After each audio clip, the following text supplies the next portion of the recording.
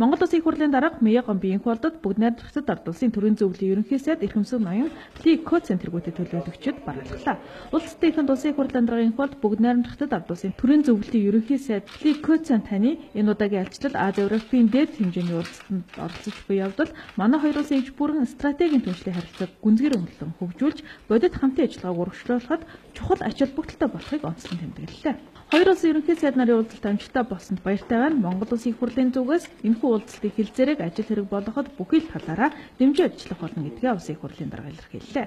Монгол Улс өнгөрсөн 25 жилийн хугацаанд нээлттэй олон тулгуур гадаад бодлого хэрэгжүүлж ирсэн бөгөөд энэхүү уламжлалт бодлогоо үргэлжлүүлж Монгол Улсын их хурлын зүгээс дотоодын эрх зүйгээ баталгаажуулах, гадаад бодлогын үйл ажиллагааны нэгдмэл байдлыг хангахад анхаарч ажиллах болно гэдгээ илэрхийлсэн. Бүгд найрамдагчдад ард улсын төрийн зөвлөлийн ерөнхий сайд Ли Коцен Улсын их хурлын даргын холдтой дахин уулзаж яваад баяртай байгаагаа илэрхийлээд бүгд найрамдагчдад ард улсын дарга Си Цзиньпин, бүгд найрамдагчдад ард улсын бүх хятадын ардын төлөөлөгчдийн их хурлын байнгын хорооны дарга Жан Дözө нарын халуун мэндчилгээг уламжилсан.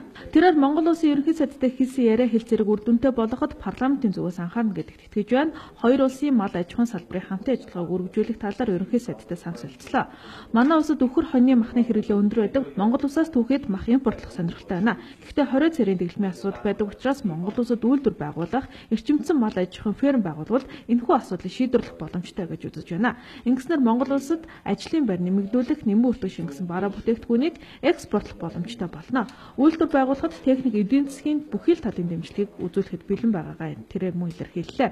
Мөн барилгын салбарт хамтын ажиллагаагаа хөгжүүлж гэр хорооллыг барилгажуулах асуудалд бүхий л талын дэмжлэг үзүүлэх болно гэдгийг илэрхийлсэн. Энэ хоёр салбарын хамтын ажиллагаа хөгжүүлэхэд Монгол Улсын их хурлын зүгээс анхаарал тавьж ажиллана гэдэгт итгэлтэй байгаагаа тэрээр илэрхийлсэн юм а.